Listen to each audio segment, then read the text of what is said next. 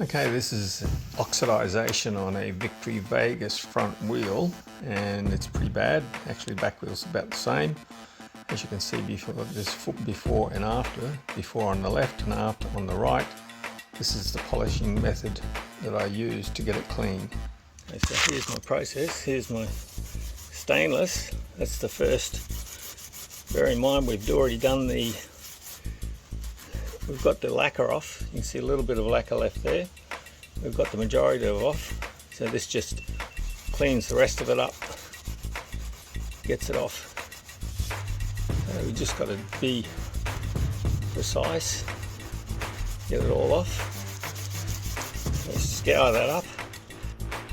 So there's a number of different products you can get for these. This is a wool buffer that I bought off eBay. That's some Josco buffing compound. And then the next one to try will be this one here, which is basically a wool pad that I bought off the internet. And I've hit it with some of this brown Josco polishing thing.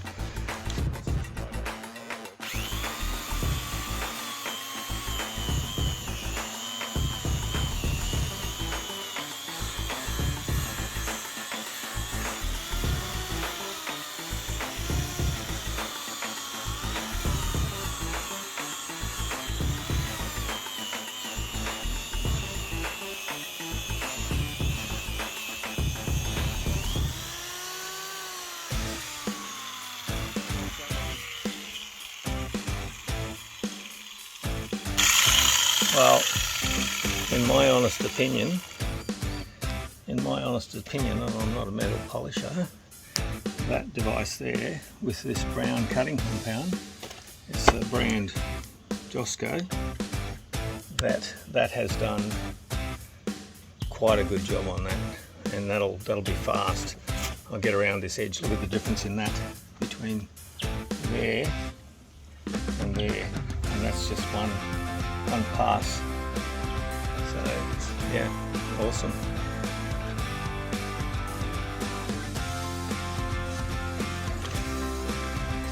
Okay, so we're just going to have a look at this, see what each one does. And this one here, I think it's going to be a bit abrasive. Just try it gently.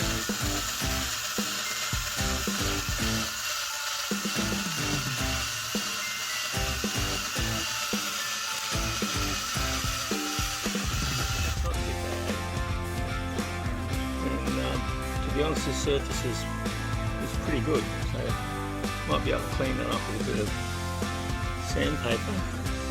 But yeah, any tool you can get to help remove this shit is beneficial.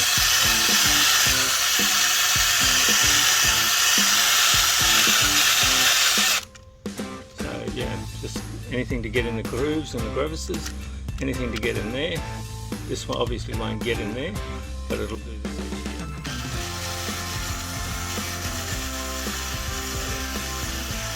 Start to clean that up.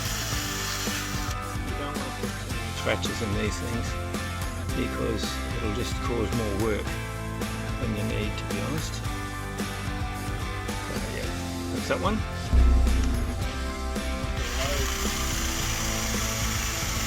Load it up with a bit of grease.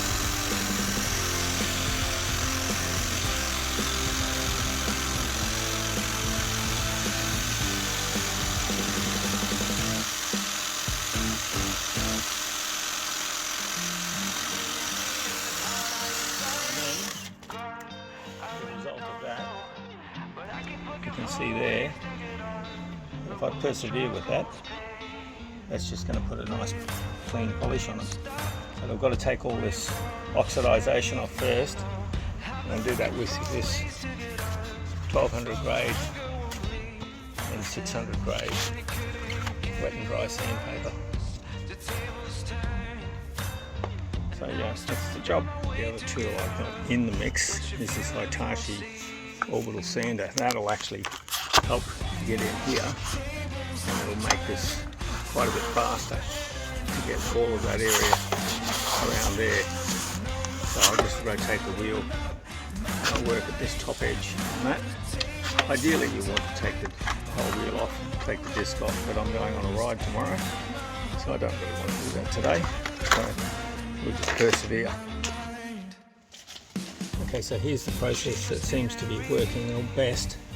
Is scour it, get any of the residue, the paint residue and stuff off with this. This is basically a stainless steel scourer, and it's doing a pretty good job. There's little pop marks in the wheel, but you can't worry about that. You've got to get all this crap off as best you can with that. And then I'm using this wet and dry Norton grade sandpaper, and this is pretty smooth. There's not a lot of texture in it, but it's enough to actually remove this oxidization. You can see here. I'll just demonstrate that now. You can see this bit here is still oxidized.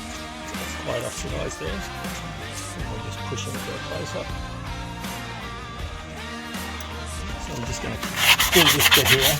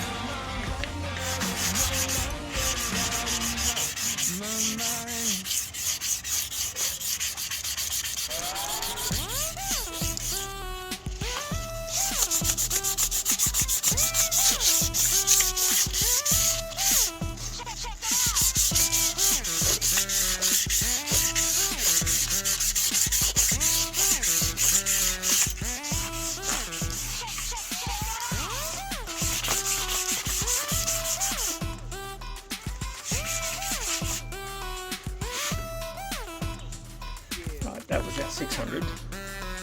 Now we're going to use 1200, but we're going to use this wet. So we're going to use the water side of it, and just so we get a really fine cut, we'll go to 1200. But before I do that, I'll do the inside of the hub. These spokes, I'll do the spokes first. I'll do them with an orbital sander.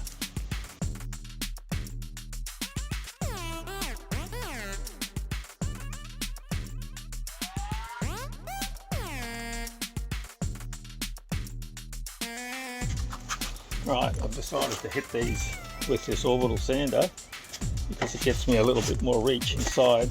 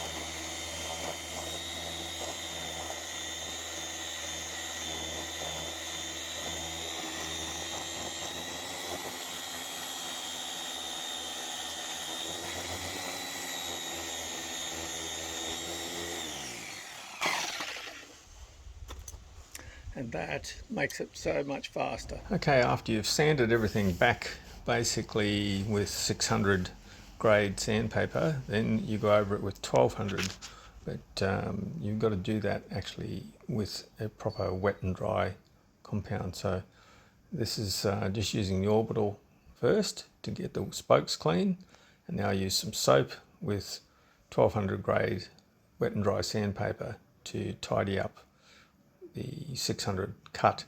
So this just gives it a finer cut so that it's actually more easily polished.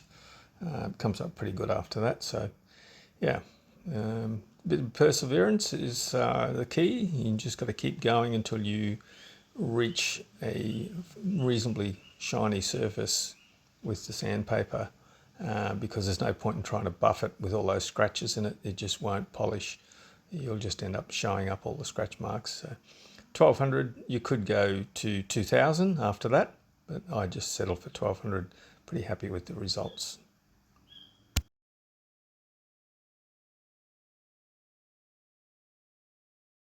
Okay, so the fun begins. This is where you start to see your results come to fruition. And unfortunately, this little grinder here with the wheel on it is a little bit fast, whereas I've got this AEG drill here, which is variable speed. That's even better. So we may end up using that with a smaller wheel on it, I would think. I ended up getting a number of different buffing pads just to try them out. There are some that work better than others, but the two that I used predominantly was this wool buffer and the little 1-inch, which was the woven cloth.